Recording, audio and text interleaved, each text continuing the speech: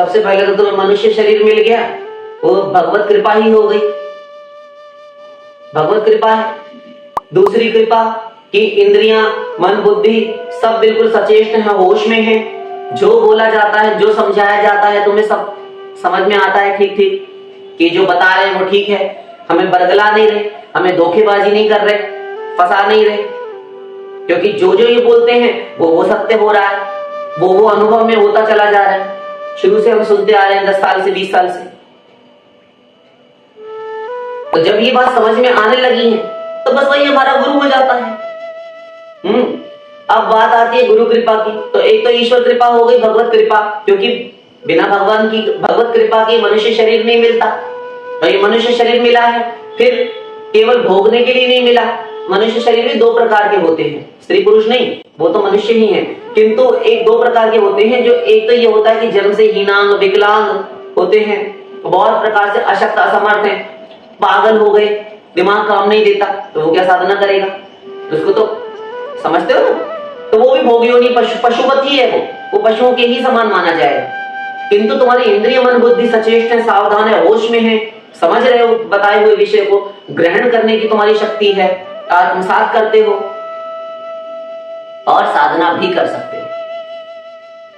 इससे बड़ी और क्या हरि कृपा होगी? तीसरी बात कि हरि कृपा से संत भेटिया।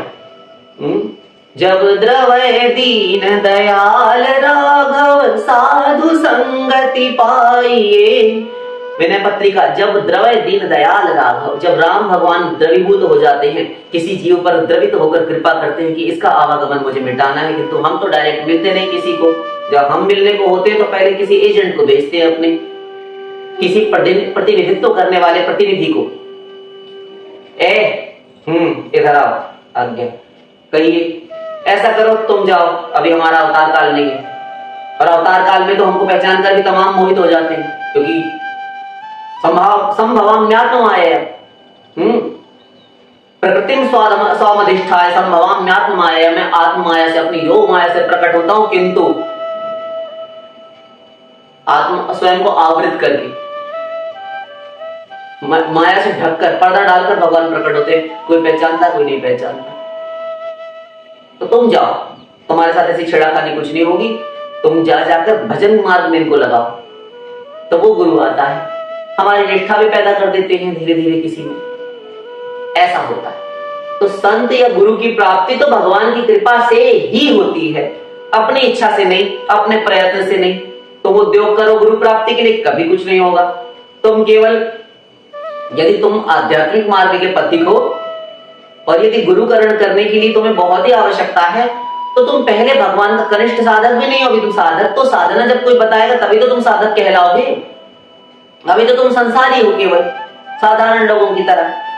तो अभी तुम घर ही में रह के भगवान का जिस नाम में, जिस रूप में रुचि हो, उसकी उपासना करनी चाहिए। वैसे तो उसमें थोड़ा बहुत तो पूर्व जन्म के संस्कार रहते हैं, अन्यथा इतनी बड़ी चाह, कामना किसी की इच्छा नहीं हो सकती। ऐसे शुभ संकल्प भी किसी की बिरले के मन में उठेंगे ना अंतस्थल पर, तो वो कुछ ना कुछ किए होता है पहले। तो वो भगवान को पुकारे, भजन करे, अब भगवान को पुकार कर उनसे गुरु प्राप्ति के लिए प्रार्थना करे, और गुरु अपने आप आकर द्वार पर ही मिल जाएगा। कहीं भी तुम जा रहे हो, कहीं भी गुरु मिल जाएंगे। बहुतों को मिले हैं, ऐसा होता है।